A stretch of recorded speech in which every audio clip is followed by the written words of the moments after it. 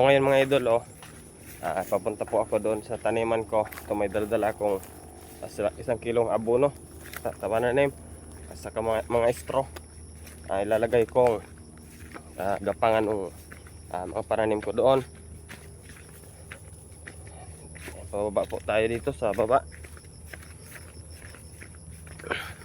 At saka may dala din ako dito na pananim na kalabasa, yung may hindi nabuhay doon. Lalagyan ulit natin. Gawa ng kinain ng mga ibon. Bakod po natin. Yan, tanggalin natin. Makakapasok tayo.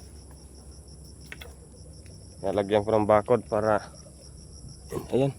Ang ganda na po pala mga idolo nung tanim ko. Ayan o. Ang ganda na nung mais. Matataas na po siya.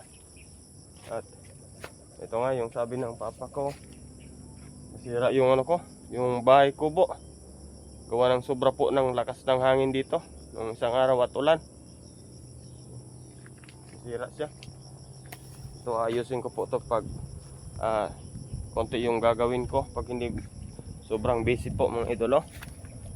Ngayon may mga gagawin pa ako sa bahay, kaya binisita ko po muna.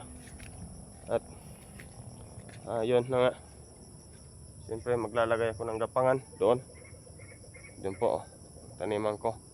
Ilalagay ko tong straw.